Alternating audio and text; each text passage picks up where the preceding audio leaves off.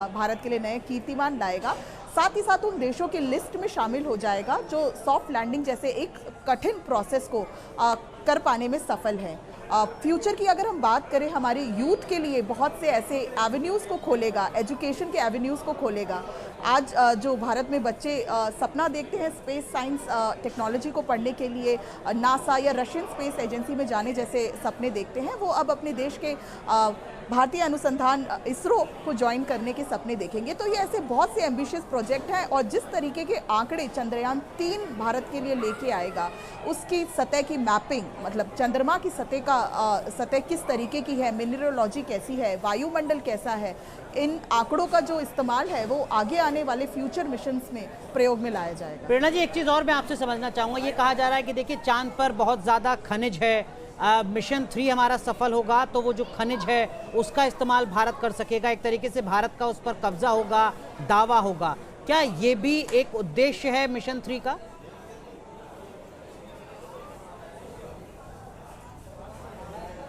जी बिल्कुल, क्योंकि south pole पे अभी तक किसी भी देश ने जो है उतरने का प्रयास नहीं किया है और साउथ पोल एक ऐसी अनआइडेंटिफाइड साइट है जिस पे ज़्यादा अध्ययन अभी तक नहीं हुए।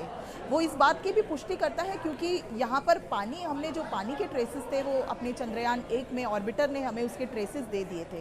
क्योंकि साउथ पोल पर जो है सूर्य का प्रकाश नहीं पहुँच पाता, तो यहाँ पर जो पानी है वो सॉलिड फॉर्म में यानी बर्फ़ के फॉर्म में है।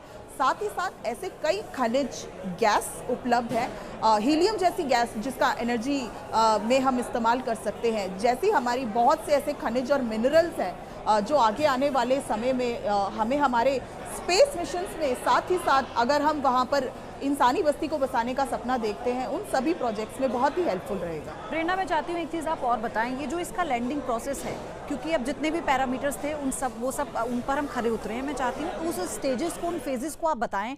अगर मैं गलत नहीं हूँ, कोई कह रहा है कि 3 फेजेस हैं, कोई कह रहा है 8 है, तो आप ये बताइए लैंडिंग के कितने फेजेस बनाए गए हैं?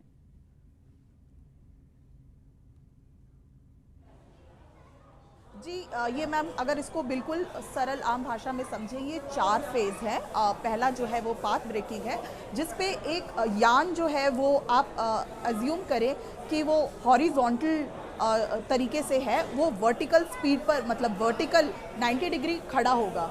तो वो अपना पहले तो अपनी स्पीड को कंट्रोल करेगा, फिर यान जो है अपने आप को होल्ड करेगा।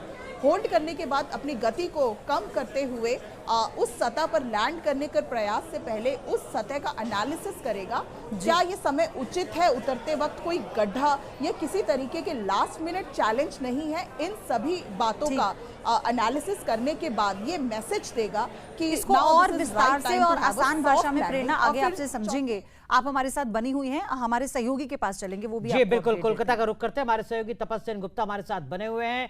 तपस, कोलकाता में किस तरीके का जश्न, क्या कुछ उम्मीदें, क्या कुछ तैयारियां मिशन चंद्रयान को लेकर?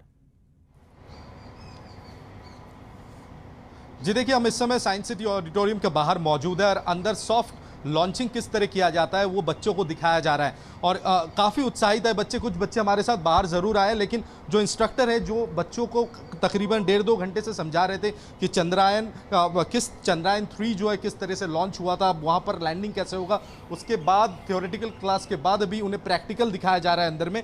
आप ये बताएं कि ये क्या चीज़ें आप लोग